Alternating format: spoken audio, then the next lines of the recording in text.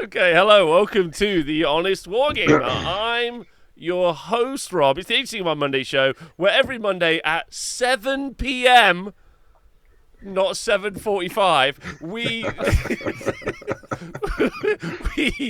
record the Age of Sigmar Monday show, and I'm joined by my regular co-host, Dan. Hello, Dan. G'day, g'day. G'day, g'day. And also Mr. Nathan, leader of the Grots, Prescott. Hello, Nathan. Hello, good evening. Good evening. There's a bit of a slant there. The head just rolls off the edge. Okay, perfect. Great to have you both here. Today's show, we're going to be talking about some incredibly exciting news if you're a Destruction player, and also we will be discussing the future Battle Scroll update and what we'd like to see from that Battle Scroll update. Before we do any of that, I'm going to say hello to the Twitch chat, everyone on the podcast, everyone watching on YouTube, and I'm going to ask everyone how they're doing. Going to start with you, Nathan, because I'm not sure how long you'll be here for. I'm not sure either. And honestly, of all of the how are you doing, like, and it's not that we don't want to hear from the chat or from the YouTube thugs or from the Hydro homies. It's just that whatever they're going to say, there is no way it will compare to what is happening for you right now, Nate. Yeah. How you doing? What have you been up to? I've had a good weekend, thank you. I've been at the Shambhala Festival, so yeah. Shambhala Festival is a regular yearly festival where people play Gloomspite Gits, like LARPing. It's LARPing. Is that correct? Play as Gloomspite Gits. Yeah. That's it. It's all about topping up your visions. Yeah, your mushroom capacity. Your mushroom capacity, yeah. Like, let's assume that this weekend at the festival that you were at, see more. yeah, you were able to see some new visions. What visions did you see? Yeah. I saw some weird things. I saw a golden pond with dragons spinning in circles they had long sticks. I don't understand. Amazing. Yeah. Amazing. Was it like an installation? No, it's just the thing I saw. Nobody else saw it. It's cool, though. Yeah, see, that's the thing, Nate. I was going to say, the really hard thing about shams is you're never quite sure whether it's something you just saw or whether it was actually an art installation. And like afterwards, you kind of piece together things, and you'll be. I've had conversations with people where I'm like, yeah, and the blah blah blah and the blah blah. They're like, yeah, I saw that too. That was so cool. I'm like, okay, so that was real. That was a thing that existed. Then you'll be like, you'll be continuing the conversation. They're like, and then that huge rabbit thing, and they're like, rabbit thing. You're like, okay, so that was me. That was a me thing that I saw. Yeah, you were the rabbit.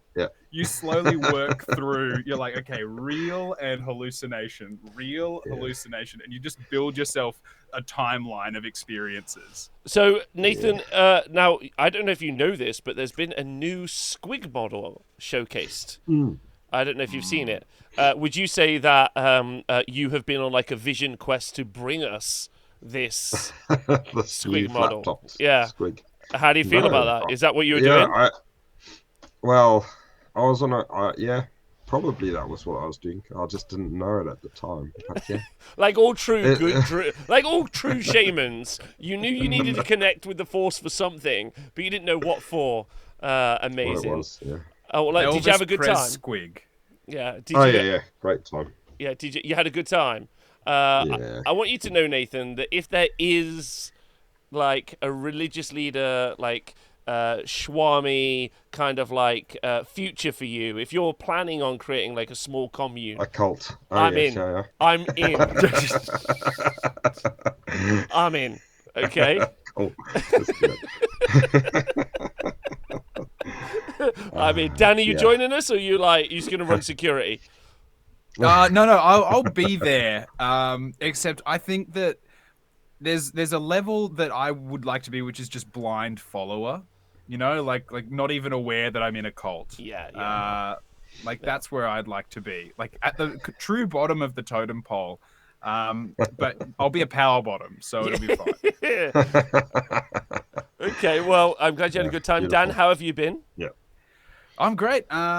It's been a good week. Lots of like running around and doing stuff and organizing project things, because obviously we're still in the middle of the strike here, which is just a good opportunity to get stuff moving. And yeah, union action. But please God, I just want to get back to work. But it's good. It's good. Don't Disney shouldn't be digitizing people and then using them instead of hiring real actors. I really like what I really like what Bob Iger said this week, where he said he was personally offended, and I was like, "Let's go, that's good. Yeah, let's personally offend him loads more." That's the head of Disney. Yeah, I mean, at some point, you get paid enough that it doesn't matter. You know, like it's like, what are you? I'm a 100 millionaire. I'm a billionaire, and it's like, and you hurt my feelings, and it's like, well, do you know how many people you've actively killed by not providing them with enough money to survive or go to the hospital, even though they work full time for you? Anyway, I hope that doesn't hurt his feelings either. But I hope it does. So that's been good. I hope he trips over. He watches this show and he's like, all I wanted was war dollies in safety without having my manly feelings hurt again. No, I've been good. Went to Seattle over the weekend, which was rad. And now I'm back, and it's a week of work and war dollies and all kinds of joy and pre-production stuff. So yeah, I'm in the happy place. How was the atoll? I saw it, I seen it, and it was spectacular. I love it. Even though I only live a couple of hours away, I haven't been to Seattle yet. And it was spectacular. So anyone who's watching along from down that way, you have a spectacular, gorgeous city, and I'll be looking for any loose excuse to come down and visit again soon for events and all kinds of joy. So yeah, it was rad. All right, that's lovely. Seattle is a beautiful city, awesome city. All right, okay, great. Just keep everyone updated about what I did.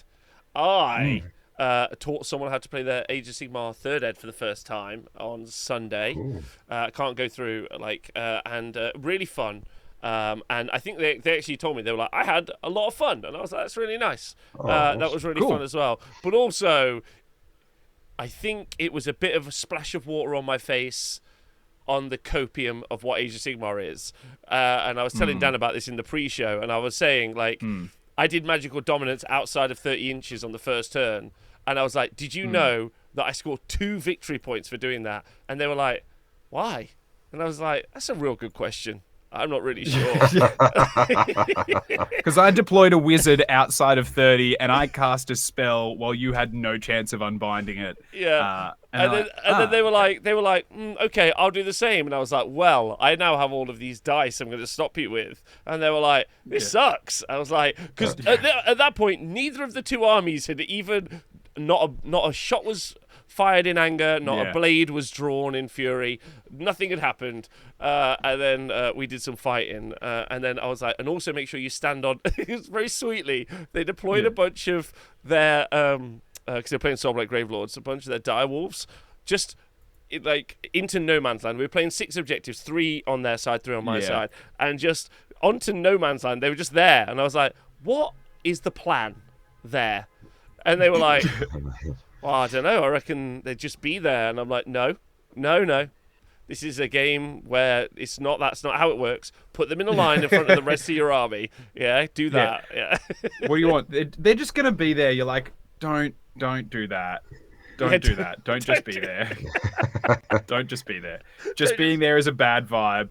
Yeah. Be somewhere else. So that was really fun. It took a while, and helping someone write a list, it's quite intimidating, actually, how much info you have to give someone who's new in an intro game. And I know you don't have to give them all that information, but I felt like it was pretty relevant. And I feel like battle tactics are a quintessential element of the game. And while I don't think I'm necessarily going to cover that on this show, I think I'd probably like to have a long chat about just how non-linear they are to a battle. If they were things like, kill a general, destroy a battle line unit, hold an objective, do a thing. But when they're like, do a spell, don't do a spell, you're like, oh, okay, that's a bit. Stance. I think I do like it, but I also, I know what you mean, where if you're explaining a lot of last edition's battle tactics, where it's like, what is it? pick an objective your opponent controls and you need to control it with a hero or something like that. You're like, okay, that makes sense. You know, like a hero leading the charge to take back ground or something like that. Yeah. But like I mean, playing my Beasts of Chaos, and they've got one where it's like, have guys on terrain in here doing this. And I'm like, what? No, like that's so weird. It's like, well, I don't hate that. Yeah. Like, I don't hate that. Yeah. I don't hate the idea of, you know, have 2 units wholly in terrain inside your opponent's territory, because then it's kind of like you've like got some goats and you've snuck into their house and you're like, meh. Yeah. Because that's how all the great battles were won, with goats in people's houses. Also, Rob, Dan's nation lost an entire war against emus, with Nathan. Emus, yeah. Yeah, If we can't even beat emus, like what would our chances have been at goats? And let's also remember, goats don't make that sound, Rob. Meh. Goats scream. And Nathan, Like, didn't your country lose a war against the boars? Boars. The boars, No, the pigs. Somebody's country did, yeah. Well, okay. I think they won eventually. Who knows? Okay, Yes. all right. So you know how we were talking a couple of shows ago about like having a little gift or something to give your opponent. Yeah. Yeah. I had a gift made up for my Beasts of Chaos, and it's a coin, and on one side it has bar on it, and on the other side it has a screaming goat face that just is screaming "Let's goat." And so like what I wanted, I'm gonna like effectively just download the sound of that goat just going like ah! and screaming, and anytime my goats charge, I'm gonna play that noise. There we go. That's a good noise. I really do think that. Yeah. Okay, well, so yeah, I'd played a bit of Age of Sigmar, not tons, but really fun. I also did a bit of list writing, which is fun as well. Did that for the upcoming Cities of Sigmar list, and I did pick myself up the FOMO box, which is quite exciting. I'm quite excited about that. I think the minis are stunning. I can't wait to. I did the same thing, and I can't wait to dirty them up. I'm gonna grubby, messy, dirty, rusty, all prepare to get grimy, you beautiful lads and ladies. I'm gonna just paint mine while I'm on the phone to Nathan while he's telling me about his sex ventures. Yeah, I'm like, ugh, and just put a bit more blood on her face. Yeah, you're putting a bit of blood on her face, but then people lean around and it's like, damn, Rob, how many edge highlights are you going to put on his booty and junk? Like, it was like when I was painting Magneto for MCP, I was like, he is wearing purple trunks. Is he caked up? Is Magneto caked up? Well, no, but it was just more that I was like, I'm spending a lot of time highlighting his crutch. You know, like there's he's not got an unnecessary amount of groin, but I definitely spent too long making sure it was well highlighted. So this is kind of an interesting thing. As a side note, I just want to throw this out there. But did anyone play XCOM as a game? XCOM 1, XCOM 2. It's like a turn-based game, Nath, where you kind of level up your characters, and it's basically everything Baldur's Gate 3 is. But Baldur's Gate 3 just had like titties, and you could just fuck a vampire elf. Yeah, and like ultimately, it turns out that that's all you needed to really excel the game beyond the levels that you originally thought. From XCOM. Yeah, in XCOM. So I'm just saying, like, if Warhammer ever starts to go downhill, which it didn't, but just making up some caked up baddies, is not bad as an idea. Like, imagine you got imagine a Six Sigma guy just with a real fucking big ass. He's just hulking out. Are you saying Games Workshop should get into inflatables? I think that they should focus, is what I think they should do, on making the game more accessible to all of us. Because and you're saying that the answer is R ratings and romance subplots within Warhammer games. No, is that why we're? Is that the purpose of this whole show, Rob? Are no. you going to say like we want the next battle scroll to have romanceable NPCs? Is that where you're going with this? You're like, what happens? It's like, okay, well, what's my battle tactic? My battle tactic is to seduce that war chanter, and you're just like, oh yeah, drum away at my heart, Green Daddy. What is the battle tactic? Is on a 3+, you kiss the war cheddar.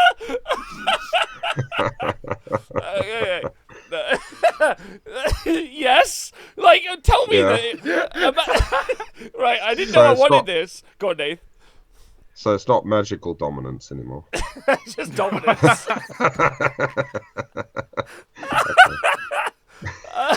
Imagine if the next set of battle tactics they release were like just walk up one hero within 3 inches of another enemy hero on a 3+, lay a big smooch on their face consensually, and then achieve your 2 victory points. Actually better than some of the battle tactics that currently exist. I would imagine. Also, imagine, Dan, Nathan. This is a serious question. Imagine turn 5. Yeah, you're at a 100-person event. You're playing right now. Thank you, Paint and Tentacle, for subscribing. You're playing for the win. It's going to be your first 5-0, or maybe it'll help you get in the national team. And then round 5, your war chanter. All he's got to do is roll a 3+ to do a big kiss on Nagash's lips. You're telling me that's not the funniest shit you've ever been a part of? Yeah? Yeah. And then you roll a 6 and he actually busts out a guitar, plays some flamenco music, and fully spin dips Nagash. You know, like Nagash is like there, one knee cocked, just like, take me, you toothy beast. And then you have the golden ticket. Lovely. Yeah. And then you get a golden ticket. Oh, God, I miss you guys so much. You know what? That is it. That's what the game is currently missing, is seduction. Okay. We've got battle. We've got violence. But where is the love? Okay, so I've changed my mind on what next week's show is. Next week's show is us coming up with 8 seduction battle tactics for the seduction version of Age of Sigmar. Age of Sigmar at night, okay? All right, we're gonna do that next week. Seduction. Yeah, sweet seduction. Cool. So if you are watching this video, listen to the podcast, please do either leave a comment on the YouTube video, or if in the Twitch chat, if you could send us your suggestions for your seduction battle tactics.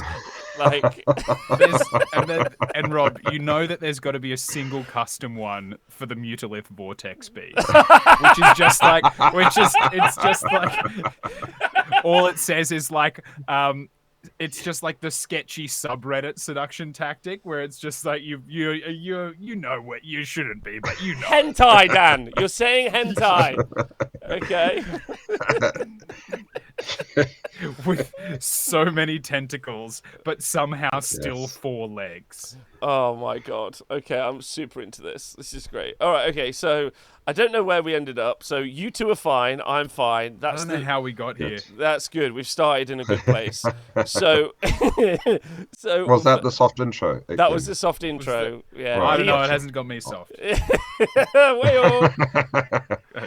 Right. So we are now going to talk about Clonk. Okay. So this is Clonk.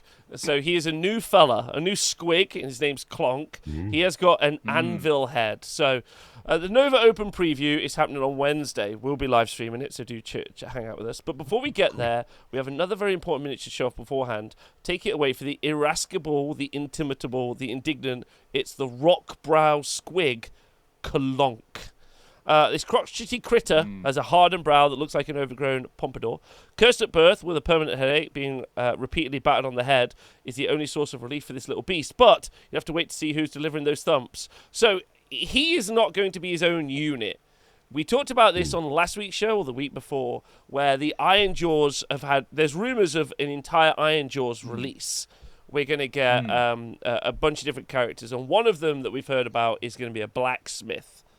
So this is probably the guy who accompanies the blacksmith for the Ironjawz. So it's not going to be a Warcry warband. It's not going to be an update to Gits. Instead, it's an Ironjawz mini, of all things, which is pretty incredible. What do you think, Dan?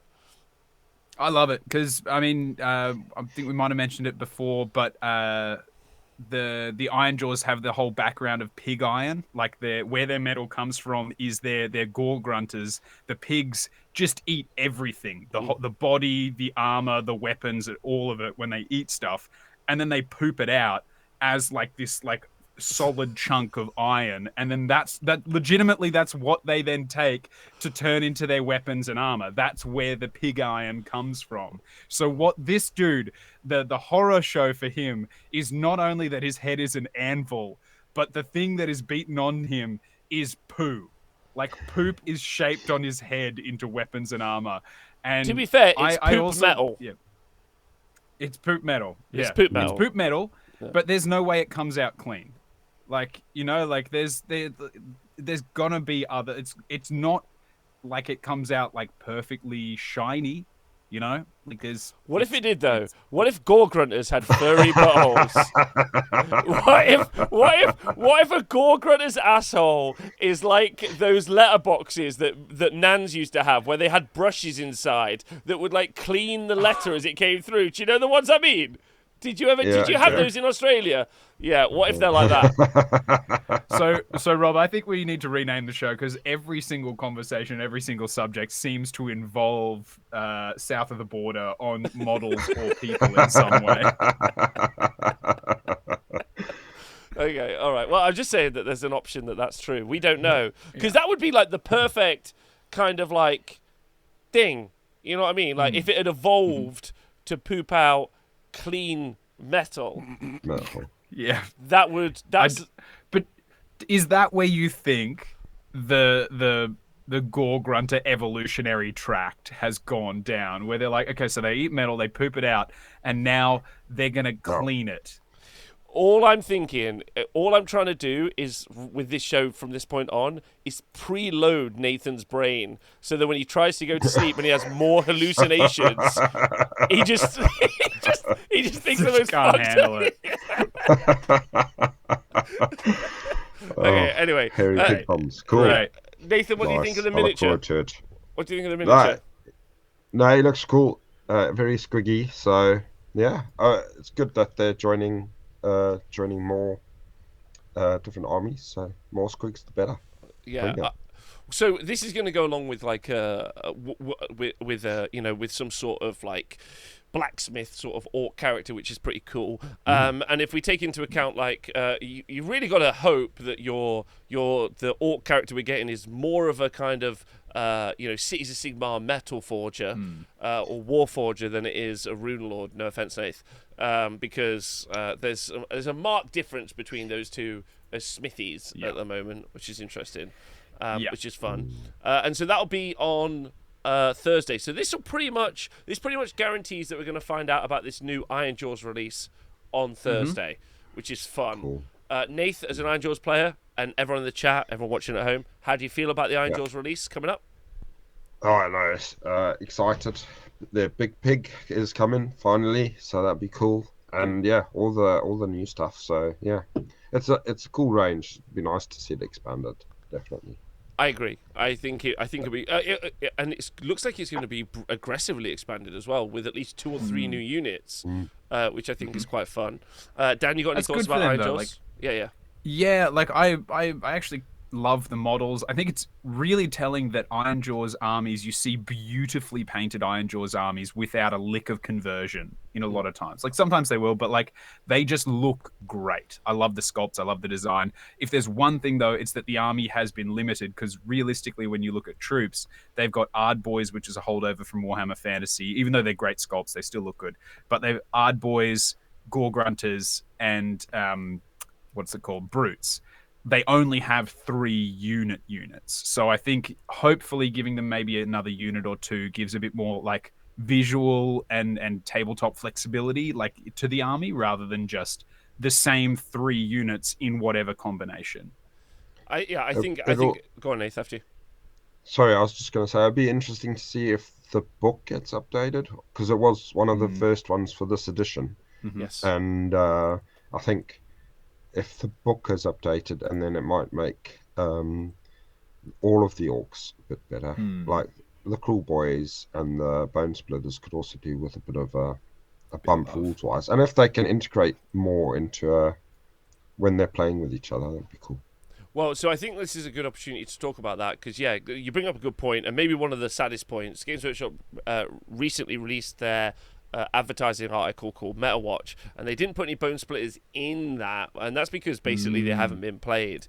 And then there are rumours, and they're not solid. I'm going to hit them up with like a 40% at the moment, but somewhere between 40 and 50, that Bone Splitters are going to get like squatted out like in the future. So I don't know if maybe this is the time when we're going to see that. If it's going to, we're going to see Cruel Boys, we're going to see Ironjawz, because I would think that it feels like they're sat on a second wave of Cruel Boys models. Like I would be very surprised if they weren't, based on, there's some big kind of like missing units from the Cruel Boys range. And I think that they're missing. So I would expect maybe in Age of Sigmar 4 to see Ironjawz and Cruel Boys become their own factions again, like Ideneth and and everything else. And because Ironjawz will be big enough at that point, I think, to sit on their own, which I think will be interesting. Yeah. And I think we'll see Bone Split. I think we'll see Bone Splitters go away. But obviously, it would be really cool for them to communicate about that. But they're not right now, so that's a bit of a shame. Cruel Boys is an interesting one for getting an update because they're the most in need of some rules changes that any army's ever had, but they're now cheap enough that you see them a lot in tournaments. They're playing quite a bit, and they're doing pretty well. Like, there's quite a few, like, I think I read out one event where 2 different Cruel Boys lists went 4-1. Like, yeah. So they're just cheap, though. Yeah, I think the Cruel Boys have enough tools. I mean, like anything, they're very matchup dependent, but they do have enough tools to take a number of armies by surprise and throw off that army's entire battle plan, which is that's how they do it. In particular, just taking units off the table at the start of the game and putting them into reserve. That's absurd, but you need to get lucky. You need to roll for D3 units, and then you need to roll to make it happen. Name of one of our battle tactics next week: Get Lucky. Get lucky. Just get lucky. What is it? You just roll a dice, and then you put on a very particular song that we won't sing or play for legal reasons. And if you're up all night for it, then you get lucky. Yeah. It's quite interesting to see what we do end up with, and if they even mention that there are any plans. They probably will just literally let some of the armies languish and just be like, cool, we're going to sort this all out in 4th, because I would assume, my personal opinion, and this is you get like a 1% level of guarantee on this, is that we're going to see Index Age of Sigmar for 4th edition, which would be a massive shame. Yeah, it's just such a good opportunity to sell everyone a ton of books again. They're not taking it, right? Like, so talking about kind of rumors and stuff, if you want to go down this route as well, what happened to that Incarnate? So, yeah. So like the other day, there was meant to be another one, a spider one. Yeah. Doing this is my I spider. haven't even thought about that. That's good spider, man. I don't know if that's. I think that's the response to a spider, but I don't think that's actually a spider. That makes me think more bat, if anything. Battle tactic, something. So I have thought about it. Yeah. So like, I think that spider was meant to be released in conjunction with the last GHB. Not even this GHB. And, like, with production being behind, because the Games Workshop are behind on their production and everything else, and Incarnate being pretty much universally, because you have to remember, this is an important point, the Incarnate was sold as part of a terrain kit. The terrain kits come from China, and there's been a massive delivery problem with getting those terrain kits from China. And if you look, loads of the 40k terrain on the Games Workshop store, as well as lots of other terrain, has just vanished off the store. So I would assume that they've struggled to get that thing over from wherever that place is. And so we might see, it might be the end of the Incarnates, which, what an amazing time. Like, for that to be true. But yeah, no communication about the Incarnate. No Incarnate's there, no Incarnate's being released. It's kind of an interesting, like, what the hell happened? Yeah. Any theories? Anyone in the chat with a theory? Nathan, have you got a theory? As to where the Incarnate is, Yeah, I don't yeah. know. Incarnate, correct. Yeah. The Incarnate. Yeah. That's the level of my jokes for today. Yeah, that's good. Maybe someone, they just don't like spiders and they saw it and they were like, oh nah, too much. Too much. Yeah. Um Are you saying all the decent trainers from Asia, the Great Walls of China? I don't want to. My girlfriend today was like, "There's like no way you can paint this entire." Because I've got to paint the building tomorrow, the TSN Arena, and she was like, "There's no way you can paint it in a day." And I was like, "How dare you?" Yeah, someone told a man that he couldn't wall off an entire country. Yeah, and now look, you can see it from space. Okay. I think what you should have done, Rob, is just replied and sent her the link to your slap chop video. And I think you should have been like, I think you'll find with the right method, anyone can paint anything in a day. Send it through. There's another view. Yeah. That's another view. There's another view. Have you watched this? Yeah. All right. So before we move on to talking about the battle, so that's the big news for Age of Sigmar at the minute is obviously that with the rumors is that we're going to see Ironjawz, and the rumors being obviously pretty persistent that like where the hell's the Incarnate, and there will be a battle scroll update sometime in September, or it should be. That's when it should be scheduled. So that's what we're going to talk about next. But before we do, I thought I'd tell you both about a little bit of something that happened this weekend in Age of Sigmar, if you're excited.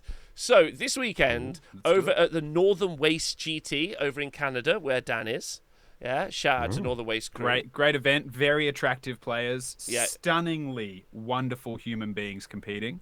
Stunning. Especially those from Vancouver. Stunning. Now, there was some really interesting lists. Dale Johnson was running interesting lists, a bunch of other stuff. But I'd like to shout out, Nathan, and read you out, if that's okay, Conan Veach's list. Conan Veachy. Yeah, so he was running Gloomspite Gits, and he only lost his last game. It's important to remember. He only lost his last game to the winner. Okay, all right, perfect. So well done to Conan. All right, so let's talk about what's in the list. So he's running King's Gits. Okay.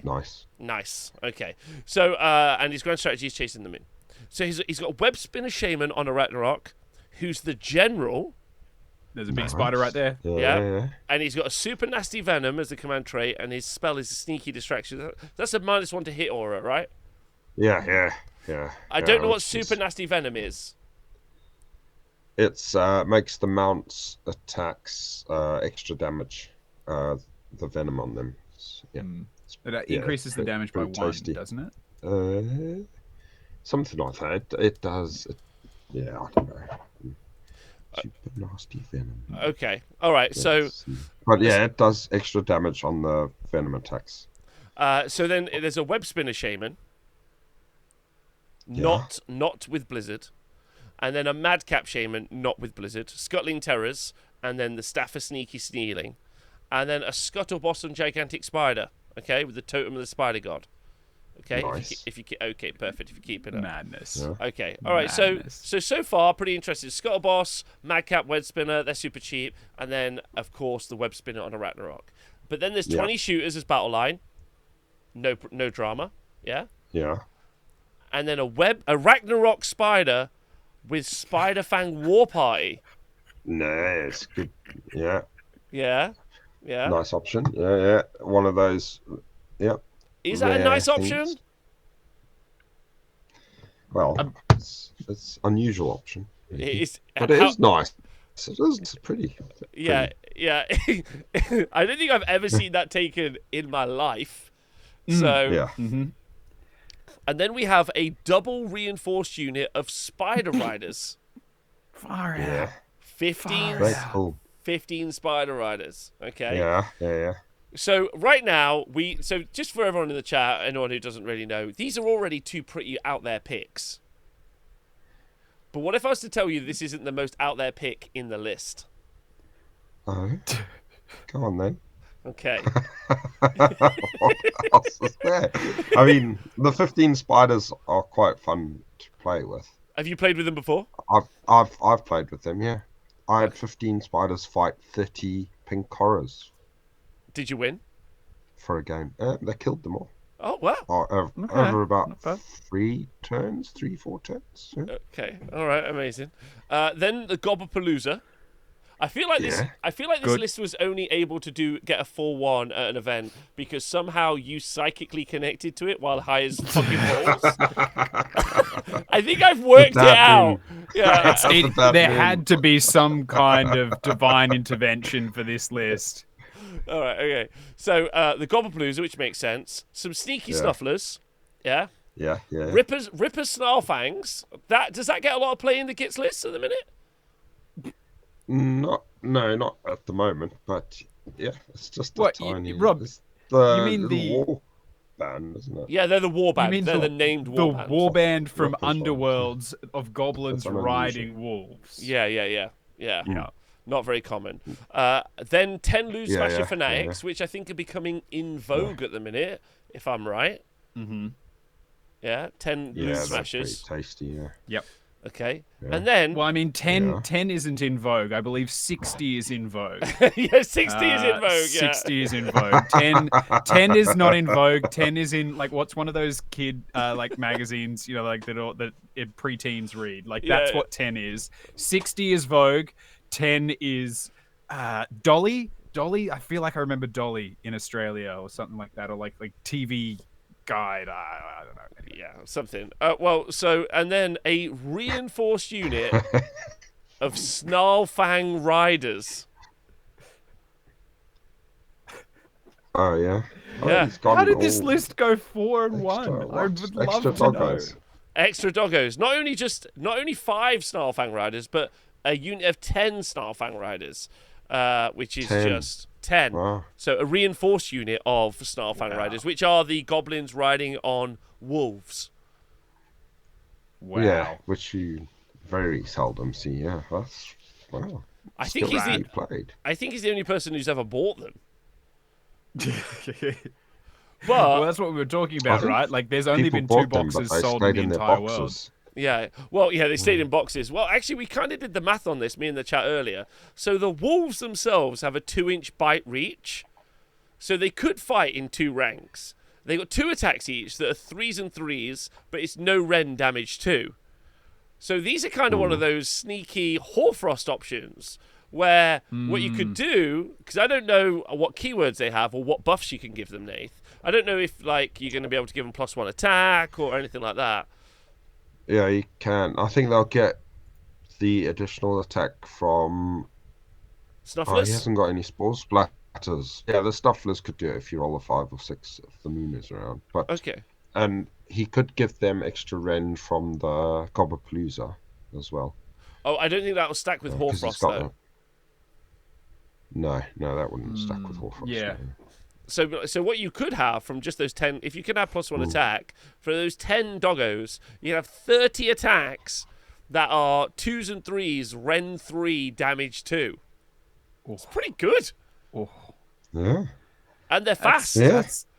Yes. I mean, it's not bad. I feel like it's there's That's a not the level of reason. seeing the Matrix. You know, like Rune Holz's when he got to Rune Temperature with that Lumineth list, with the Stone Mountain Cow list, that didn't make sense in a heal on meta, and then you saw him and you were like, this man knows what he's about. Like, this man war dollies well. I feel like that's the mode for this list. You know, like you look at it and you're like, I can't make hide nor hair of it.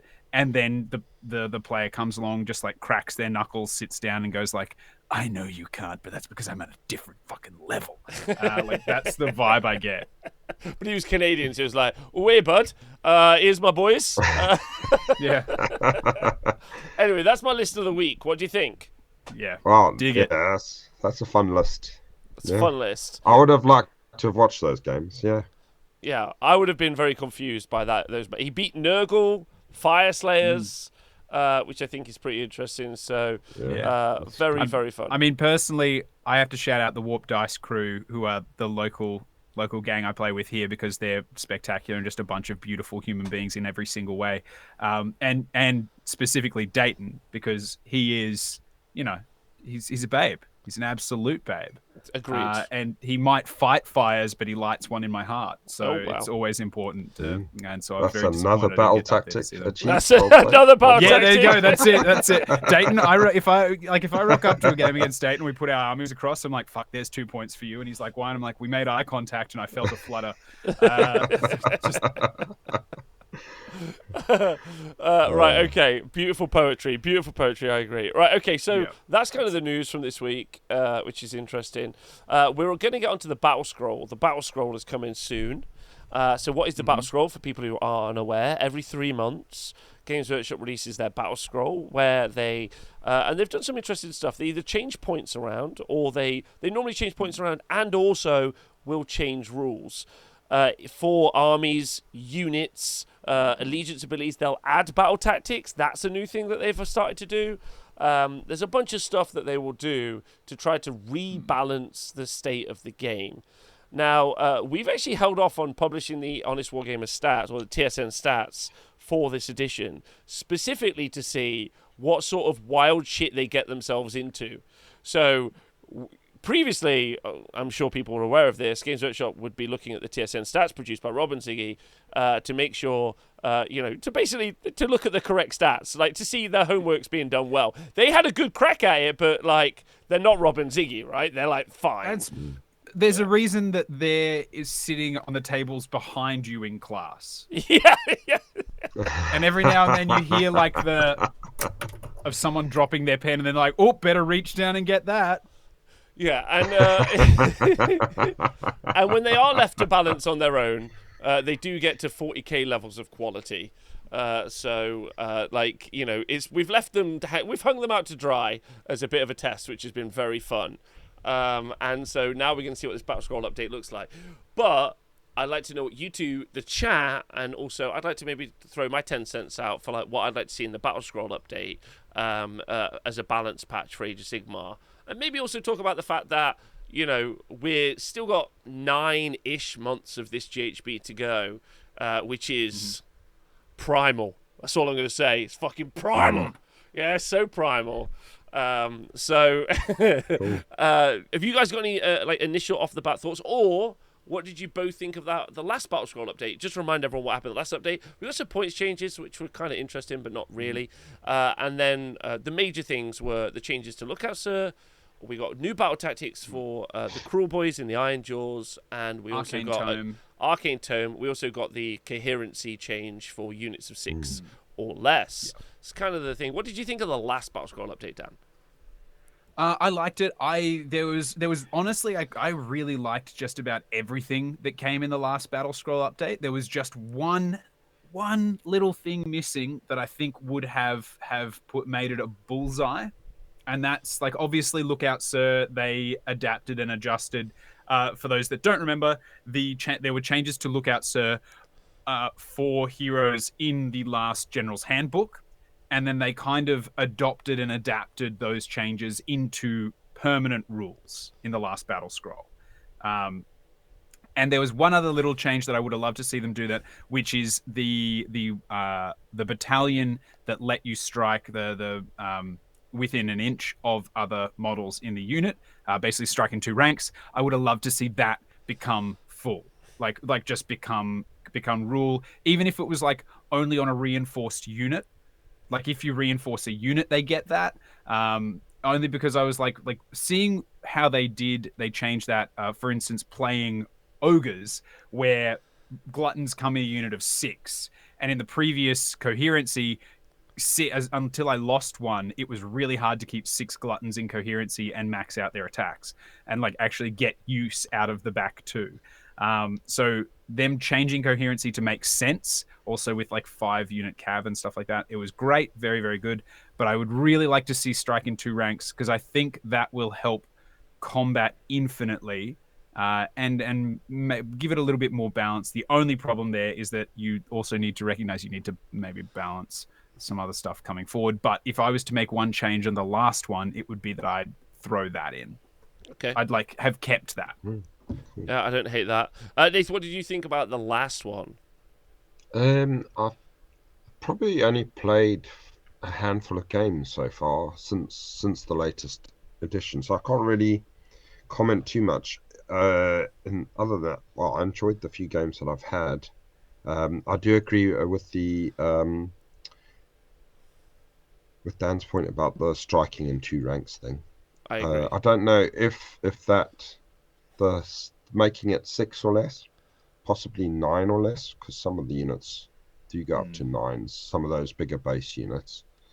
But I think that might be a bit niche.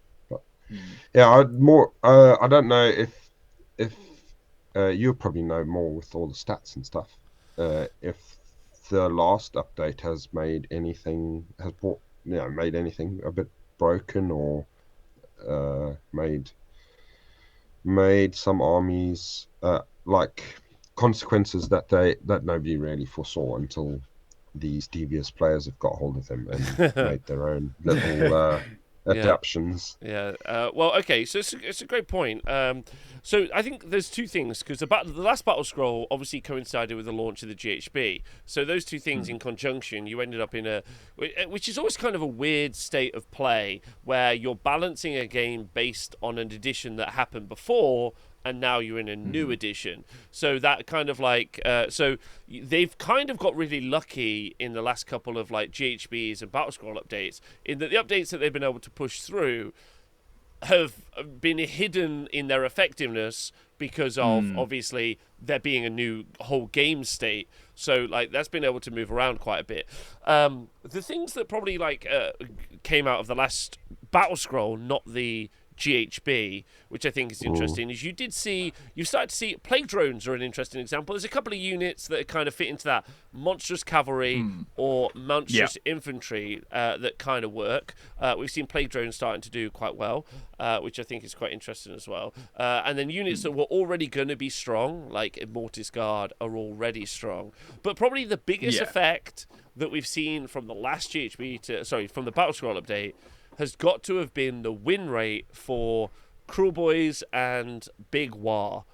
Specifically because they gave Cruel Boys a new battle tactic that they could do from their book, and they gave Ironjawz a new battle tactic they could do from their book. But if you're playing Big War, you could do either of those 2. And because both of them were really easy, like almost autocomplete, what you're effectively doing is giving 4 points immediately to Big War. Versus, and it's quite an elegant solution, because really, like, you have to think about the constraints for what is applying to the rules writers or maybe the FAQ people. Games Workshop are pretty much, they haven't publicly stated, but they have stated, amongst other people, that they're not going to change rules at all, because that invalidates books that they're trying to sell you, so they will not do that. They'll change points, but they're not people who... They don't drastically affect points. That we've never seen any drastic points changes. Like, remember when the Incarnate was in every list in the Unknown Universe, and they were like... plus 80 points or whatever. And I'd have like put it at like 500 points. And then people were like, we can't play with it now. I'm like, so? Like, good. So? Like, you're, as far as the company's concerned, you already went out and bought one. You got to play with it for 3 months, you meta-chasing dingus. All right, so I don't know. Like, so they've always done that kind of like plus 10 points, minus 10 points on units. So that your list has always kind of stayed the same anyway. And we've talked about this a lot. Unless you change enough points in a list that a list loses a unit, or you reduce it enough points that you gain a unit, there isn't really enough effect from points changes that's going to change the shape of how a list works. So I think the biggest change has been the battle tactics, and probably like what we'd like to see from the new from the new Battle Scroll update would probably be the same sort of solution for the armies that aren't performing well, like Stormcast. Would be a good example. So because they have Stormcast, Skaven, they've got really limited battle tactics for their armies, and so giving them better battle tactics for their armies would improve their win rate. Before I have any more thoughts about that, Nathan, how do you feel about that as like and chat? How do you all feel about that as a solution? I'm interested in what your thoughts are. Just making their win conditions easier. Yes. But I mean, yeah, it would make sense if they're just making everybody's win conditions of equal, of parity. Yeah. So that would be a good place to start as far as I'm concerned. Okay. Yeah. Dan, what do you think? And then, Go on, Nathan. Well, Carry I on. was Carry just on. going to say... Oh, Oh, no, sorry, no. I was just saying, and then you can decide whether there's anything else that needs changing. But it seems odd that the battle tactics would be. It would be better if they were all of an equal level, and then you can look at other balance problems if that's what you're aiming at for balance. Yeah, I don't know. What do you think, Dan? Sorry.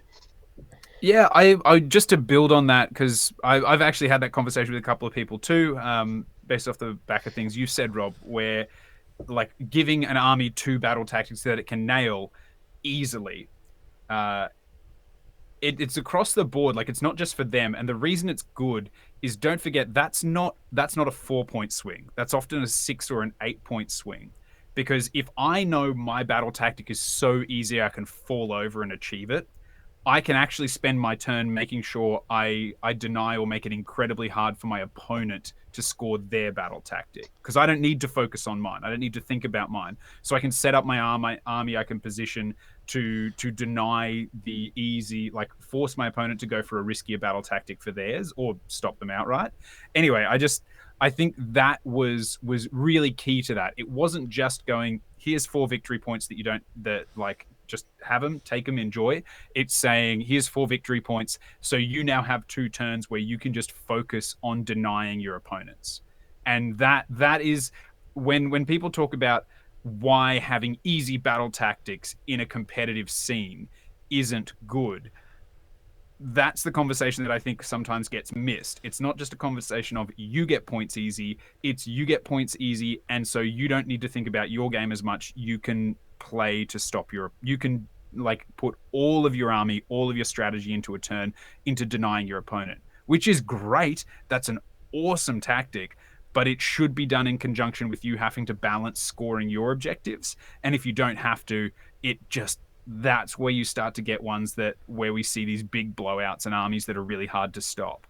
Yeah, like we would say that like the win rates on the units that are already doing well are armies that already have access to battle tactics, which are very high, and also it changes the differential landscape pretty significantly as well. Like if you're building a list that almost auto does 5 battle tactics, that's 10 points. Grand strategy auto does it is another 3, that's 13. So now you're only arguing over the primary. Yeah, but the so I wanted you two to go first. I wanted to throw my 10 cents in on this. So I think it's a really good solution for helping redress the win rates of armies. Like I think it's a very quick, very elegant, very like fine way of redressing the win rates. But what I think it fundamentally fails to do is make me feel like I'm having a battle. Like, if that makes sense, it feels like what it is, and also you have to remember that there are constraints. They're not going to change the rules for units, so that's already out. They'll do nominal points changes. So these fixes that we're talking about, like when they did you gain a bonus victory point if you kill these selected units that we got last season. Like again, that was another attempt as a workaround or a patch for trying to fix something which they can fix much better doing another way. But ultimately, does it remotely feel like you're doing a battle? No, it just doesn't. Like a battle tactic where 2 Ironjawz units or 3 or whatever it is are standing in the middle of the board doesn't feel like you've done much there as like a a battle, a game, a war. We are playing a war game, right? That's what it is. And it feels very odd, especially when you talk to high-end players or players that play a lot. They do not write lists trying to buff a unit to do this or get another unit to do that or think about positioning. They're just like, I'm going to do this turn 1, I'm going to do this turn 2, I'm going to do that turn 3, I'm going to do that turn 4, I'm going to do that turn 5. And here's my swing ones in case something goes wrong. And you're just scoring points like a mathematician, and it's not very engaging, I would say. So I don't I'd like to see something different from the next battle scroll, but I don't think we're going to see that from the battle scroll. And I think that that's really disappointing, but also I understand why it's happening, because ultimately Games Workshop won't do any of the actual legwork for, changing rules or any of those other things. So it's a bit disappointing. I feel like, I don't really know how I feel about it. Like, I do want, like, if you're running Stormcast or Skaven, I do want it so your battle tactics are easier to do. Or I want it so that everyone else's is worse to do. I can't really... Do you know what I mean? Like, if I were to have a wish from it, all tied up, apart from, yes, there's some units that need points adjustments, because obviously the interactions when the books were released, we didn't know what they'd look like on the table. Please carry on. But what if it was my dream and I got to say what it is? 2 new battle tactics and a new grand strategy for every book would just...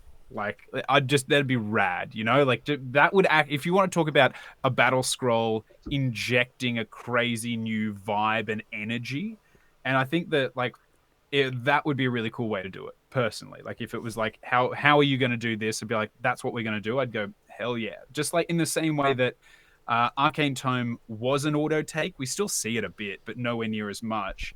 And even though that change maybe wasn't the change that Arcane Tome should have been, everyone suddenly just about dropped it and changed it up. And then that would be kind of rad. So that's what I think would be awesome. Yeah, I don't know. My personal opinion, I think I would like to see just all of the battle tactics on the GHB scrapped. I'd like to see new battle tactics, and then I'd like to see all book tactics banned. Would be my very aggressive, heavy solution. They're obviously not going to do that. Yeah. But, I don't know. I just feel like the battle tactics feel weird. They just feel weird. I used to be a big stan for battle tactics, but as time is, at the beginning of this the beginning of this season, this edition, I was very much battle tactics is super cool, because the battle tactics were kind of fun. You kill me, I kill you, fuck you. I was like, that's kind of cool. Yeah. But they've become so abstracted from a war, we were joking. That desire to have new ones each edition, right? It's like we are now. We started with terrain rules. We explored having 12, 18 different terrain rules. We're back to the original 6. We recognize that actually new ones constantly wasn't good. So maybe with battle tactics, we can recognize that we just refine rather than replace. We also have to remember they're never trying to. Dan kind of got on this when we were talking about 40k the other day, earlier, but they're not trying to make a better game. They're just making a new, fresh game that you buy. Ooh. That is, they're never trying to make a more refined, elegant game. So we need to be conscious of that. But it's kind of like what we were talking about earlier. It's just frustrating to me watching someone get in a boat or get out a boat or cast a spell, or be under the moon. Me and Nathan played. Nathan was like, be under the moon, nailed it. Everyone is under the moon, and I'm can I shoot the moon? He's like, you can do, you can't do fucking anything to the moon, you sucker. And I'm like, So, well, but it was last edition, right? With Tunnel Master onto Cunning Maneuver, your opponent had to choose the character and choose the objective. So there was still some counterplay in there potentially, and at the very least, it was you were putting a character onto an objective, they were playing for objective. I actually loved Cunning Maneuver because if you could save it till late game, it was a really interesting one to try and push and take objectives and hold out scoring. But being be near 3 board edges, you're some armies just don't they can't play that game. So they're okay, sick. If I'm near 3 board edges, I've lost the game. So there we go. Good.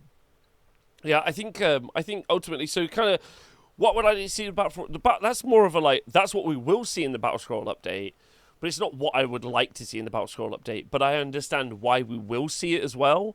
And it kind of creates a weird situation. And I said to Dan the other day, earlier before Nathan was here, that's maybe a show I want to talk about in the future. I don't really. It's not whether or not book tactics are good or bad. It's whether or not it makes me feel like I'm doing a war, which is really what I'm there to do. And I don't think it does. Which is why, if we're going to do battle tactics, we should do the Honest Wargamer's patent pending romance battle tactics. Yeah, which are much That's better. it. The love tactics. All right.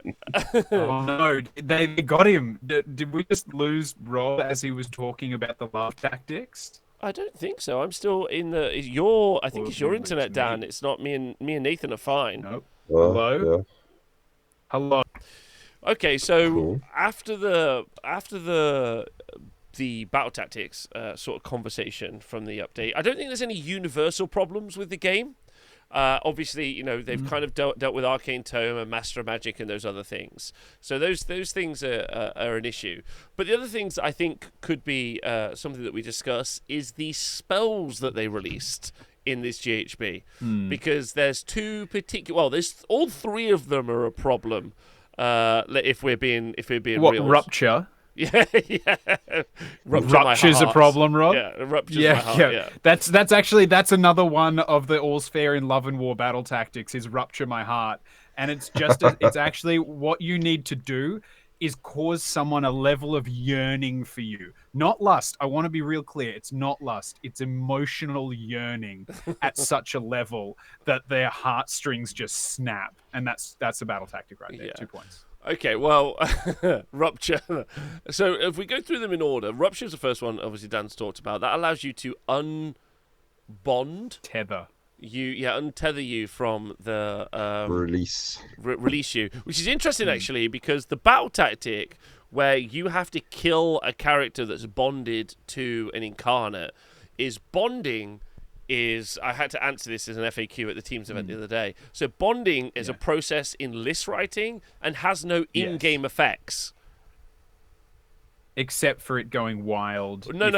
You Oh. make it be wild, but it's still bonded. Because there's no unbonding process, if that makes sense. Right. What you have is a list writing process where you say that this character is bonded to Incarnate. And then what you do is an Incarnate, if that character dies, enters a state of being wild. It doesn't become unbonded, it enters a state of being wild.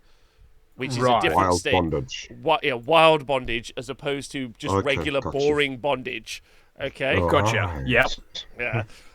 Primal. Yeah. Cool. It was one of those questions where I was like, all right, lads, 15 minutes on me. And then I just had to walk away and read. And I was like, no, nothing happens. So anyway, but what Rupture does... Rupture makes it has to wild. target an enemy one, doesn't it, though? It can't target a friendly one. It can target a friendly one. I'm pretty certain Rupture can. Oh, can it? Okay, right. Yeah, which is what people are doing, is they're rupturing their own Incarnate.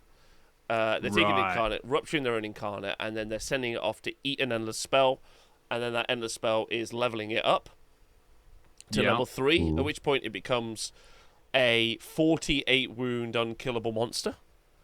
And so that's kind of a thing. So that's one of those unintended game consequences that definitely needs to be FAQ'd, which would be really cool to see. Because it's just one of those really janky, unnecessary things. It just has to say that it's an enemy Incarnate. That's it. And then that sorts it out, which should be good. And I think a lot of people would be very comfortable with that. The other two, though, I think this is more of a, I think that's an undeniable one. The other two are more of an opinion piece. So I'm going to hit this one to you, Nathan, first. Blizzard. Yeah. So tell me how you feel about Blizzard. The problem with Blizzard is it's a buff which is not that hard to achieve. This is the Mortal Wound one. This is the Mortal Wound one. Yeah. It's a buff. Basically, it's a buff to a wizard. Yes. That is not that hard to achieve, and it will turn a 70-point wizard into an insane bomb that can blow any piece off the board, basically. 500-point wizard. A 70-point wizard then becomes a 500-point killer. Yeah, which is really weird. Which you don't pay for, and so it can be a bit of a it can upset opponents quite easily. And the trade, it's not like it has to be on a big wizard. You know, like the risk of doing damage to yourself. You're like, no one's putting Blizzard on a high-cost wizard. They're putting it on, like you say, Nath, a 70-point wizard. So they're like, maybe I kill myself. I don't care. Yeah, it's a real odd. I think ultimately. Sorry, Nate, you were saying what is that your final kind of thought about that? That's my point. Yeah. That I just think it can be an upsetting thing to play against if somebody just turns a little suicide wizard and just takes out an important unit in your army, basically nullifies it. So yeah. Would you say, like, because I think there's some of the pushback will be that it's fun. Sorry, in quotation marks, I'm throwing it. It's fun. It's fun, like a 65-point grot can kill a 400-point vampire lord of zombie dragon. Isn't that fun? Is that? Do we feel that's fun? Go on. I actually, Go on, Dan. I actually think my problem with Blizzard isn't that. My problem is that it's so powerful that it has a casting value of 12, which is totally fair. But the problem is casting value of 12. Yes, you probably need to be primal, but there are a lot of armies out there with more buffs to cast, 3 dice, pick the 2 highest. So they've got so many advantages to doing it that there are armies where you'd be silly not to take Blizzard and throw your little Scud missile out there. But then there are armies that are literally like, I can take Blizzard and Andorian Acolytes and still it be a risk because I don't have teleports, I don't have this. There are just like those armies with 70, 65-point casters that can take advantage of it, often can also take advantage of inbuilt buffs to cast. So for example, Sylvaneth that can cast on 3 dice, pick the 2 highest, and then potentially have a reroll. So not that they'd do that, but you'd cast on 3 dice, pick the 2 highest, and then add your primal. You've got a better chance of getting it off than someone who's like, what do? I roll fucking 2 dice, and then I have to I need 2 primal dice in the pocket just to get this spell off. I think that for me is my problem, is that there are armies that can have a much easier time of getting Blizzard off than armies that don't, and that's where the balance is for me, I think. Yeah. I would say Nathan's point and your point, Dan, both are correct. And it feels like it's just dumb. It's like I think I'm comfortable to just say, and maybe this is an emotive thing, but it's just dumb. Why would we allow a 500-point killer to be on a 7? If that was an artifact, it's like this character can do 46 mortal wounds once per battle, you'd be like, that's a dumb artifact that anyone could take. Let's just not do that. If you made it 4d3, that would be fine. I think maybe. I mean, even then, 4d3, but you would do a max 12 mortal wounds to a unit, which is still fucking crazy stuff. Yeah, but when you're seeing whole units or big models deleted out of the game by a single spell, it just feels, especially when you can't stop it. There was a situation at the team event we had recently where there was a Khorne player, and the Khorne player was like, cool, I've got primal dice, I've done a heroic willpower, so I'm going to be able to stop this spell. Yeah, I was like, cool, but if not, I've got blood tithe. Yeah, and if not, I've got a 5-up ignore. And it was like, cool. And then it was just like, double 6, so you can't use your primal dice, you can't use your blood tithe. You're like, okay, you failed your 5-up ignore. Oh, Scarbrand is dead. And you're like, yeah, how's that fun? There's no opportunity to engage. So, Rob, let me draw your attention to the last time we had this situation. Yeah. Purple Sun. And what happened? That ability was removed from Purple Sun. Yes. To take off big monsters on a 1, which admittedly was a smaller chance of happening. You had to get it cast, get it, and then get it there, and then roll the 1s for it to have that effect. So the last time we saw something powerful enough to just delete units had a less chance of it happening, and yet it was removed from the game. And now, that was changed, rather. That was FAQ to be changed. That's all. I think, we've got the example that that's not wanted, and yet that's one of the spells that's in there. What's also really funny is, the way that they deal with wizards in Age of Sigmar. Because, most of the wizards in Age of Sigmar are like, he's a fanatical, eldritchly powered monster of magic that can cast any spell in the world. You're like, oh my god. 1 cast... no bonuses to cast. his spell does D3 mortal wounds on a 2+, and you're like, what? Magic really isn't that strong in Age of Sigmar, or hasn't really ever been that strong. There are some obviously fringe cases, Croak and Nagash and stuff, but generally, like Age of Sigmar, weirdly, while being a fantasy game, has been pretty like Magic light in many ways. And now they just like, okay, any wizard now has got the power to just punch through something. Feels really, really weird. Also feels really disingenuous to every other spell that now exists in the game. You know, Yeah. They're like, okay, if you cast this spell on a 9, you could do D6 mortal wounds to your Tzeentch character. You're like, oh my god. You're like, that's your main output for your Tzeentch army. You're like, wow, okay.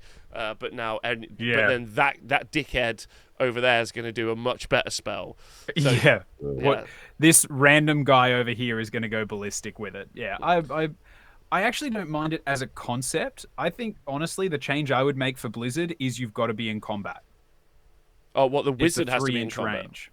Yeah, I think the range is 3 inches. 3 inches is the range. Is the change I'd make to Blizzard, because that means it's a hard. You can't just. Because the biggest issue with Blizzard, I would say, for 99% of people, is that you can teleport or you can hero phase move or set up then unleash it on people with that shot. Because what you do is you have any unit that your opponent wants to attack, or a screen or anything like that. You know, like some armies, for instance, an Ironjawz army. You know, it sends all of its miniatures at you, like boom.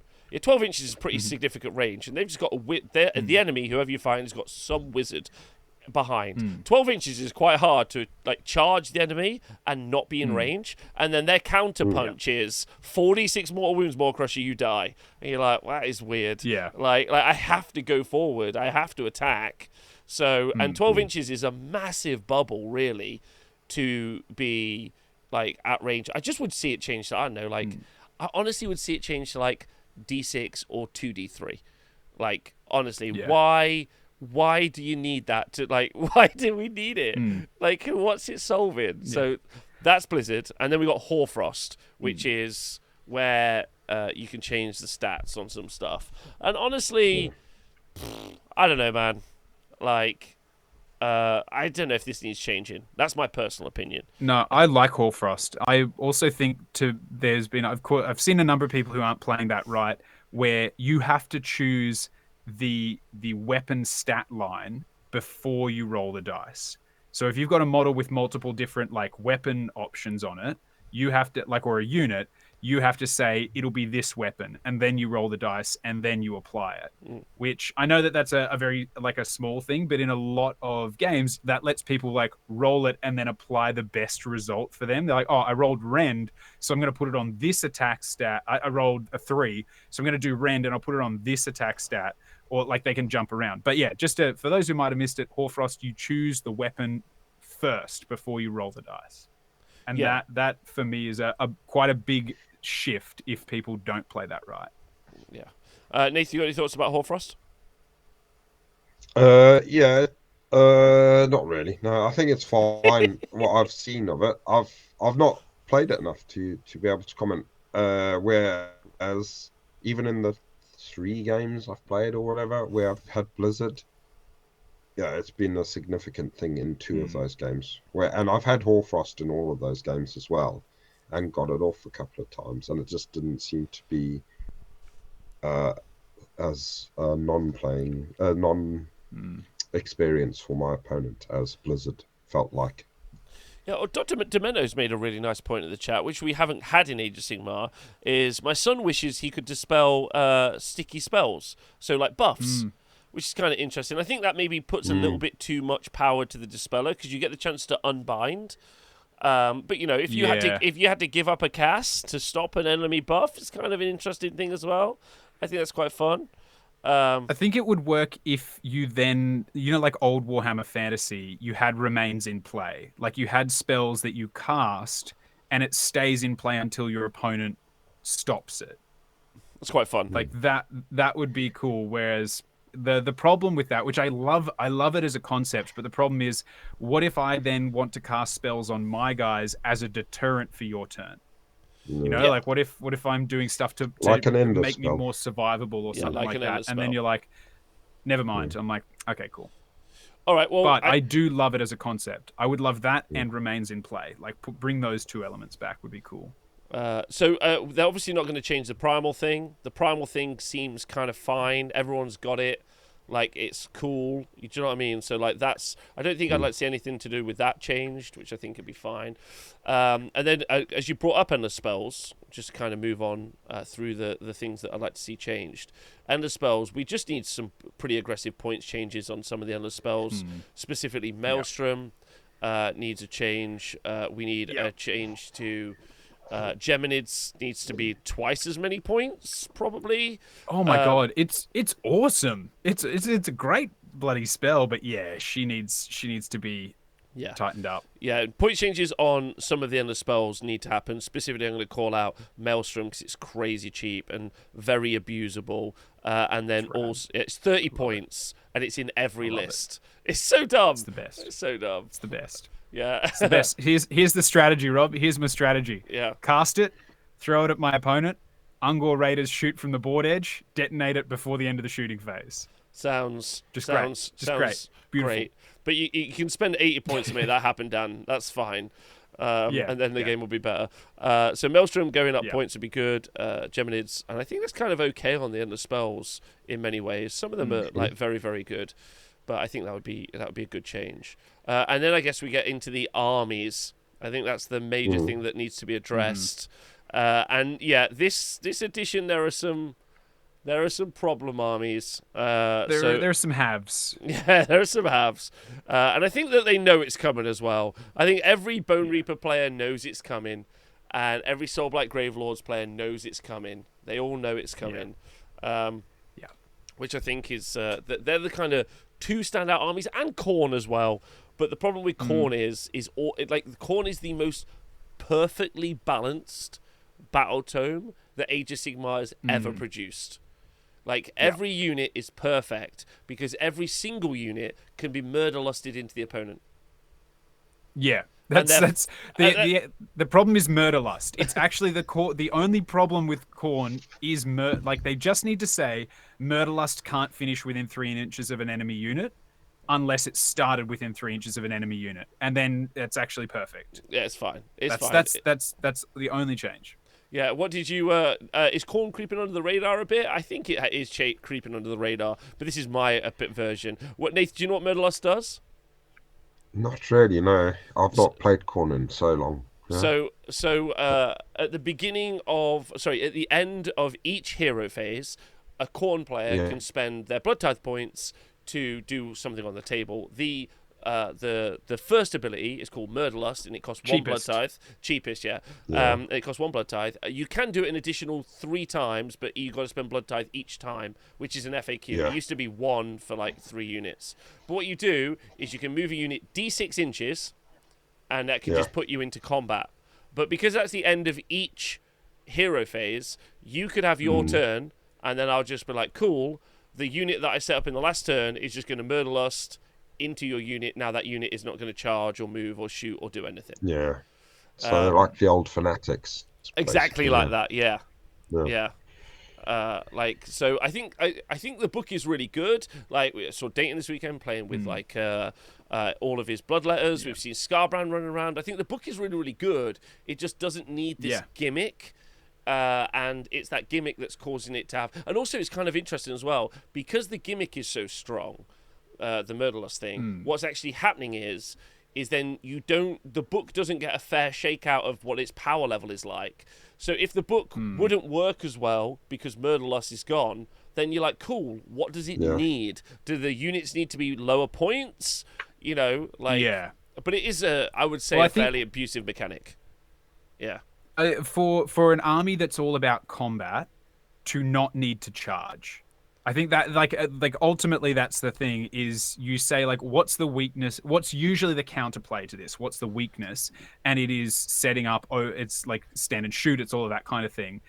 Being able to just salsa your way into combat is kind of, it seems off brand. And the thing is, like, I think a lot of Khorne, I've spoken to a lot of Khorne players who are like, I don't use Murderlust that often. And I'm like, of course you don't. You don't need to use it that often. You only need to use it that time it matters. And across the board, I know that means that most people won't use it all the time, but at top level competitive games, that's what happens. Like that's the way they play it in. Well, and yes, it's D6, but the thing to remember as well, if you're 3 inches away from someone, it's a move. If you only roll a 1, it doesn't say you can't finish it within 3. So they all just move into within 3.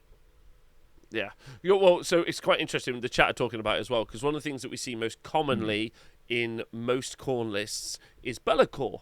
And you're like, well, why am I seeing Be'lakor in there? Bellacor's a wizard. Be'lakor doesn't really interact with Khorne. It's because Khorne is a blue control deck from Magic. It's an anti-movement tech army, not a killer army, which is so weird. So I'd like to see that change. That feels really odd as well. So that's a bit, but Khorne kind of flying under the radar. They're not the main issue. I think Khorne has I think that's the thing as well. Khorne has such an awesome book. In my opinion, there's a lot of flexibility. There's a lot of interesting abilities. There's great balance between Blood Tithe and summoning, which usually leans towards Blood Tithe and then maybe summoning late game. I think it's such a cool list and such a cool book that I think Blood Tithe being one, Murderlust being one Blood Tithe point, all of that jazz, that's just the thing that makes it feel a little less corny to me. So maybe if Blood Tithe was more, Murderlust was more expensive, or you just couldn't Murderlust into combat. I think that's it. But Murderlusting onto objective play, to get more bodies on objectives or to get a second redeploy, I think all of that is rad. I just don't like it into combat. Yeah, that's fine. All right, so we'll talk about the big bads. Okay. Probably the best performing faction in the game right now is OCR Bone Reapers. Well, not probably, they are in Dull Myriad. So they have a 2-up spell ignore as an army. There's loads of other advantages to them. The recursion is crazy. They are effectively a 2+ armor save army in many ways, 2 to 3+ armor save army, because it's always got Catacross in. He gives everyone +1 to hit, +1 save, so everyone's got a great thing. You've got the ability to do a 5-up ward save multiple times, and the build that we see played most often is a bunch of Immortis Guard, Catacross, and either Arcan or not Arcan, or a Bone Shaper, and you can reliably put 2, maybe sometimes 3, and an outside chance 4 Immortis Guard back into a slain unit. Not forgetting that unit is a 2-up armor save. Before you do Missing Shield and all that defense, 5-up ward save, 30 wound unit. That is a difficult nut to crack. It can be ignoring spells on a 2-up. Yeah, ignoring spells on a 2-up, and it can be a 2-up ignoring Rend 2, very easily. All out defense, Mystic Shield, and Catacross. So they're very, very powerful. And then Catacross is also really good as well. And they do lose. It's not like they're undefeatable, but they are very, very actively winning all around the world. And one of the things that makes me... one of the things that's also really good about them is the fact that they're very easy to produce. So people just put loads of them on the tabletop. Yeah. So I think that they know that they're going to get a slap coming. But the biggest problem with the slap that's going to come for them is that the book is pretty ropey internally, since they destroyed the crawler in the book update, and then they destroyed the harvester in the FAQ. So but there's also a problem. If you get rid of the Null Myriad, OCR Bone Reapers, you just let Croak do what he likes. So Nathan, I give you a future, and you get to choose. Frogs or skeletons? Great. What do you want to do? Do you want to charge at a basically undefeatable wall of skeleton warriors and fight and kill some guys and do some stuff, but ultimately probably lose the game? Or do you want a frog to murder all your guys in the first couple of turns? Which do you choose? Mushrooms? You know what? I choose to change the frog, because at least the other way I get to keep my models on the table and play for a little bit longer. You want the frog to go away? No frog. I want the frog to go away. Yes, I can't kill the Immortis wankers, but at least I have models on the table. The frog says, "Take your toys off," and I'm like, "Can I do anything about it?" And they're like, "Nah." You can take them off, bud. Like that's the vibe. All right, okay. I think that makes a lot of sense. The other problem that we have in the game right now, which is actually kind of interesting because there's a repeated theme on the problem. So we're talking about Bone Reapers being really good because of the recursion, the ability to heal models or units into an army. And then we jump over to Soulblight Gravelords, where the big problem right now is the carpet of zombies, the pizza box full of zombies. So, 200 zombies and direwolves, all with 5-up ward saves. And then if you kill a whole unit of them, if you kill 60 wounds with a 5-up ward save, they then bring half that unit back immediately in that turn. Like, it's not like Gitz Nathan where it's the end of only your turn. It's each player's turn.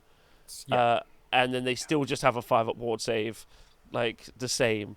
So you just can't. It pretty much can't lose.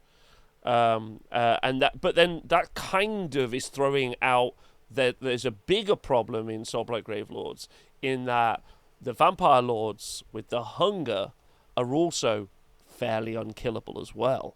Like, which I know everyone right now is like, Rob, shut the fuck up. Just let the zombies take the hit. Yeah, because what we're really talking about is recursion, right? So even if if we get rid of zombies, skeletons aren't the same sort of problem. But, with Graveguard, for instance, you could wipe out a unit of Graveguard. You could put 10 Graveguard back. It's pretty good. Yeah. Like, it's legit pretty good. So that recursion is a constant problem, and the healing in Soulblight Gravelords is fucking nuts. And when we see them win events, we don't just see zombies win. We see zombies win. We see double zombie dragons win. We see zombie dragons with Luca Vi win. We've seen Avangori armies, which is just like... I saw a legit unmounted Terrorgeist in a list go 5-0 the other day, and I'm like, what the fuck?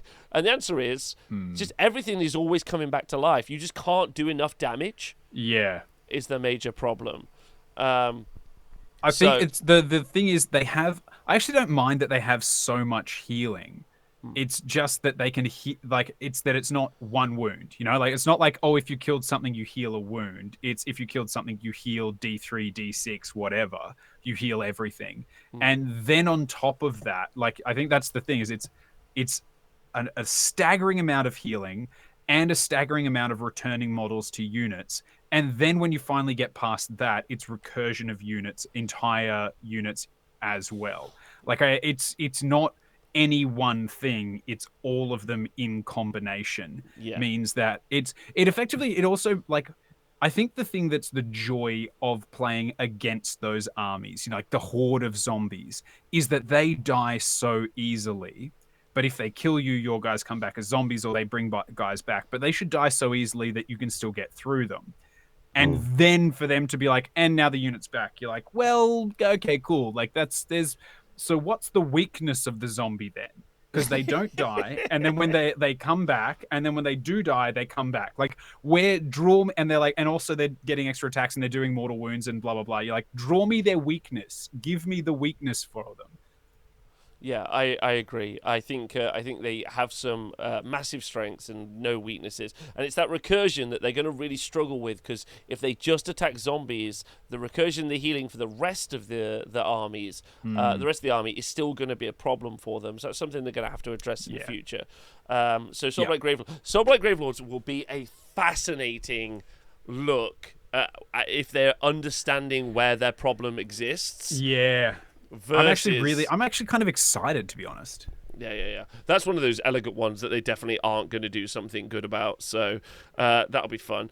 So then the other armies that stand out at the moment, then they're kind of suppressed a little bit. People keep saying Slaanesh is really good, and that's just not true. They're fine. They're just not overcooked. Definitely the standout issues are Soulblight Gravelords and OCR Bone Reapers, and Khorne kind of under the radar. But then there's some other armies which definitely are good and maybe will become even more powerful when Soulblight Gravelords go away. So that's something to be conscious of. Slaanesh, I don't worry too much about it. And maybe that was the benefit of seeing all of the games we saw them play at Worlds. But Slaanesh was good, don't get me wrong. Very strong, great play, great armies, lots of shooting. But they have like there are enough counters. There are things that bust their game plan up. There's things that happen around them that don't make them as unpleasant, unbeatable, and oppressive to play. And so I don't know if Slaanesh is in a particularly bad place. I think the only changes you might make to them is to increase like internal parity of their book to encourage use of different units and different strategies. Well, yeah, I think Slaanesh are fine, to be honest, and I think actually I would like to see Slaanesh buffed because I'd like to see them spend a little less points on Bliss Barbs. I think are fine. Like there are some like very aggressive builds of Bliss Barbs, but like they're not crazy, so just leave them as they are. But what I would they die easy too. Yeah, I'd like to see them encourage other builds. So I'd like to see them lower points on even Slangor. No. Make Slangor great again. No, and they weren't great in the first place. So that is, you are, Dan, nailing that slogan where it was never good in the first place, and now we want it to be great again. Yeah, I think it'd be good to see. I think it'd be good to see the combat be good. I think that'd be excellent. Yeah. So I really like to see that. I think that's it though. I'd like to wrap it up there because I think we've covered without going through each individual army. I'd like to know what everyone who's watching this video back or watching on the Twitch chat or any of those things think they'd like to see as a change in the Battle Scroll update. What units people think need changing, what points they'd like to see being addressed, like my book, because everyone who's watching this as a video on YouTube, for instance, is going to know much better their armies than I do in detail. I mean, I do read them all the time, but anyway. So I think that'd be really fun. And that'll be it. Nathan has left us in this show. He has just left. His eyes rolled back into his head, and mushrooms started sprouting from his nostrils. Yeah. Oh, we did say that. Yes, Gitley is right. I'd like the Incarnate to be 1,400 points. Just to be clear, no rules changes, just 1,400 points. That's what I'd like it to be. I should probably have said that. Bold of you to assume I know anything about my army.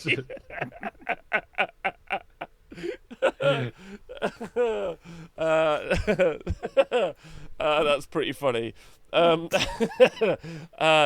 you got any plans this week? Just working on stuff. I've got lots of pre-production for a little secret project, and that's it. And probably doing some war dollies as well. And trying to resist the siren song of Baldur's Gate 3. Just trying to resist it, but it's in there. It's in the back of my head. It's saying like, you got so much of the party killed.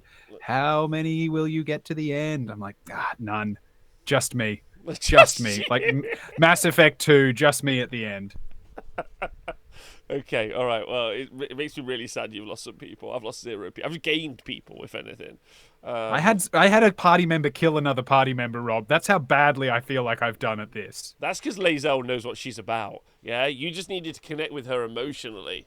Yeah. Oh no, Shadowheart killed Lae'zel. Oh no, heartbreak. One persuasion check and fucking knife throat done. I was like, holy crap. Well, be more persuasive. That's what I say. I'm a bard, Rob. I'm a bard. Okay. I'm as persuasive as I can be. Right. Have I got any Warhammer I'm doing this week? So amazingly, Dan, I am. What's the right way to describe this? I am playing. I'm a support staff. I'm support staff this weekend. So I don't know if you know, but my partner is going to be in a documentary about miniatures in art.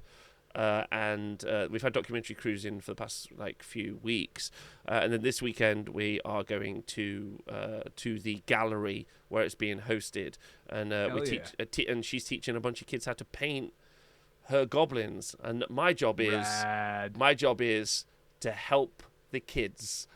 Just be like, yeah, don't worry, you can paint on me. That's fine. Whatever you need. Yeah. Thumb. That's my job. So that's what I'm doing. That's this weekend. Amazing. I see. Here's the thing, Rob. You say that. I think the kids are gonna bloody love you. No. I'm going to be like, they'll be like, oh, haven't you ever read The Big Friendly Giant? They'll be like, you're the mister. BFG, Rob. He's got a name. I was like, unless you know his points and his rules, you're not allowed to give him a name. Yeah. Get with the program, kid. Yeah. What's the average of Rob, 2 dice? It's the average Do of you 2 know how dice. competitive children are? Do you know how competitive they are? You're going to be like, do you want your goblin to be better than his goblin? And they'll be like, yeah. You'll be like, give him a spell, give him blizzard, and they'll be like, okay, I'm going to paint his hands white. Oh no! Am I gonna have to help kids slap chop? Oh no! A disaster. Okay, so that's my weekend. So I don't think I'll have much chance. But next weekend, I'm running a 2-day, 24 doubles event. So it's 24 sets of doubles. So 48 people playing here at the arena. Jesus. Yeah, which is going to be amazing. Some people are describing it as the Age of Sigmar social event of the season, which I agree with. Yeah. Ooh. Yeah. Yeah, the social event of the season. Yes, everyone's like cocktails and canapes, and they're like, oh yes, darling, did you hear what they did to Silbright Graveyards? Please, everyone, wear monocles. Monocles for everyone. Yeah, the social event of the season, and then because there are 48 people traveling up to play, I decided to also then put like a 1-dayer on the Friday of just like 2,000 point singles, which is pretty good. Oh, so yeah. we sold like half the tickets for that, which is kind of fun. So like even if it ends up just being like 16 people playing on the Friday, that's pretty crazy for a Friday, which I quite like that. And I think that'll be really cool. So I do have a lot of Age of Sigmar lined up over the next few weeks, which is really fun. And I've got some videos I'm going to make about it. So looking forward. Are there to any it. tickets left to the doubles event? Like, can people still go along to that? No, or is it's been sold out. Oh. Someone refunded a ticket today, and it was resold in like 8 minutes. So social event of the season. That is it. Like, mark your calendars yearly, because this is it. Croquet and war dollies. The two most important things to English people, I assume. I got asked some questions, and do you want to hear the FAQs I had to give out to end the show? Rad, yes. Okay. Later, because I've told this story to multiple times in my life, but I have once worked a job where there was a day of, like, when you first got hired, effectively a day of FAQs of cautionary tales of people fucking up. And then there was one time where in this job over the course of this contract, I fucked up, and I was talking to my HR manager, and I was like, fuck, I'm going to be an FAQ now, aren't I? Like, I'm going to be a cautionary tale. And he was like, yep, you are. I'm putting that in the training package for everyone from now on. And since then, I love when I see a package for a tournament, and I love seeing the FAQs that they've answered in advance being like, we're going to have to, if I don't address this now, I don't know what. So yeah, lay it on me. Give me some of the FAQs, Rob. Okay. Give me the spiciest, weirdest takes. Oh, no, these are just questions I got asked that I legitimately had to answer. So I'll start with clarification on battle tactics. Pretty boring one. You got 2 players. How do you do battle tactics? So I said at the start of the hero phase, each team selects one player to be the team leader. Yeah, for this battle round. Each team must pick 2 battle tactics to complete each battle round. The player picked to be the team leader must pick a battle tactic first, and these can be selected from the GHB 2023 or from their army book. The second player on each team must then pick an additional battle tactic. This battle tactic has to come from their army book. So what I like about this is what I'm aiming for is to sow division. I do not want teams. Yeah, I want the teams to be like, I'll be the leader, and but it's so much easier because you can see how people are going to be like that. It'd be easier for you to do that. Well, yeah. Do you know what I mean? Oh, also, and you know what? This really opens the door to fully power moving your opponent with like just little niggles. You know, like be it like your own teammate rather, with little niggles, just being like, yeah, I mean, I'll take the harder one. That's fine. I know what you can do, given your history. You know, like you can just slide like little ones in there. I think that's great because there's the only thing worse than razzing up your opponents is razzing up your club mates. Exactly. And if they're your teammate and you're like, you fail a charge and they're like, do you think I should use a command point? And it's like, you won't get it. Yeah, you know, like just like you won't get it. Don't worry about it. All right, so next one, question: how does faction terrain work? Because people were like, well, if I've got terrain and my opponent's got terrain, do we both put terrain down? Like, could you give some clarity? So I was like, okay, here's the answer. At this stage, we can all agree it doesn't really work. And why? And why are there bone statues? And like just carried around battlefields and literally not a medical tent for the Cities of Sigmar lads, but let's try and answer this question. Sorry, is that in the FAQ? Did you put that? Yeah, is that's there in a the full sentence? that's in the FAQ. That's written in. The full FAQ has a sentence describing your opinions on the narrative elements of Warhammer competitive Age of Sigmar. Great. Yeah. Yes. Perfect. Each player can use the faction terrain for their army. If the armies are the same, you can only have one piece. Seems fair. Fair. Yep. Fair. Yep. You don't want there to be 2 loon shrines. That's silly. Yeah, that's silly. Okay. We had a question off Josh. Josh was like, "Can I cast my teammates endless spells?" And I wrote, "No, Josh, no." Is it your endless spell? No. It's my teammate's endless spell. Is it on your list? No. Then why would you be able to cast it? Yep, fair. Yep. And finally, I got a question about triumphs because I've already answered a bunch of questions about like command points and other stuff. And one of them was, how are triumphs organized in doubles? I think this was from Declan. So I wrote back, triumphs are a weird holdover from first edition AOS, and I can't believe you are asking me about them. Your team gets. No, Rob, please shame people for coming to your event and having questions about the complex rules pack that playing in doubles in a game not designed for doubles has. But no, shame the people paying to come to the event. Correct. That's correct. Your team gets 1 triumph based on the combined points of both team lists. In addition, if using a triumph. When using a triumph, you must declare loudly in-game, "I am using a triumph," for it to be legal to use. Just so that when they do it, I can then go over and be like, "Using a triumph, are you?" That's awkward. That's all I'm going to say every time. That's awkward. And then I'm going to give a prize out for the person who gave the most triumphs out, which will be a permanent ban from the arena. That's what it's going to be. Yeah, because I hate them now. That's my dream. My dream is to come over there, use a triumph. Like, I'll take a 1,000-point list so I get a triumph every game. And then I'm just going to scream it at the top of my lungs. I am using a triumph! And then you can try to shame me as much as you want, but it's okay because you could never do worse than my family's done. So it's like you won't be able to hurt me.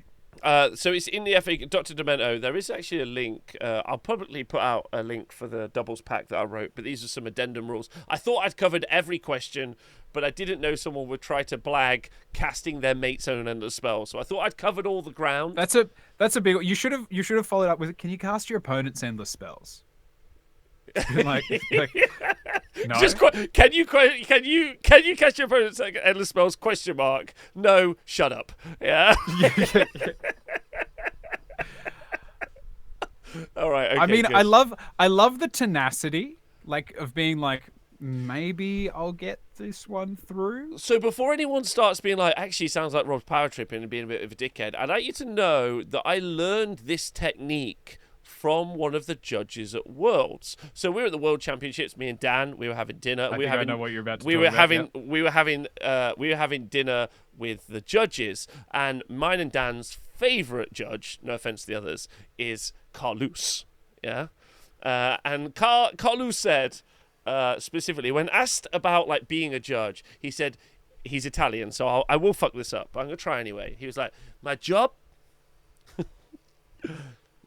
is so no one asks me a single fucking question. Yeah? They need to learn. Yeah? If I give them one answer, they'll want another answer. If I give them another answer, they'll want another answer. That's not my job. What do I look like? Someone who reads books? No. Yeah? They must learn. Am I doing that right? Is that what they said? I think that was right, Dan. Yeah, it was something along those lines of basically like, I want them to not come to me unless the question's good. You know, it was effectively like that. And if I can put the vibe was, if they're too embarrassed to come to me, they'll figure it out like adults. And I was like, that's good. That's a good one. Yeah, I agree. Like, if I feed them a bit, they'll never leave. Yeah. Yeah. So I'll teach them to fish. It's All like, right. what are they? They're crows around a bin full of snacks. And so I want to make sure they know that these snacks are poisonous. All right, okay, so we're going to go. Thanks for tuning in to the Honest Wargamer. I've been your host, Rob. This has been Dan. Nathan also joined us, but he is right now. I think he finally realised he was on stream and not just tripping balls. He's in a mushroom hole. Yeah, we spoke about it at the start that at some point at festivals you need to work out what's in your head and what everyone else can see. And I think he realised that he was legitimately in front of the laptop, and he was like, "Oh no, this isn't a good place to be." I must go now. I've got to go. Yeah. So I hope you enjoyed it. If you did enjoy it, like, subscribe, follow us, help us, support us on Patreon, all those other things. Thanks everyone for tuning in the Twitch chat. You guys are great. Have a lovely day.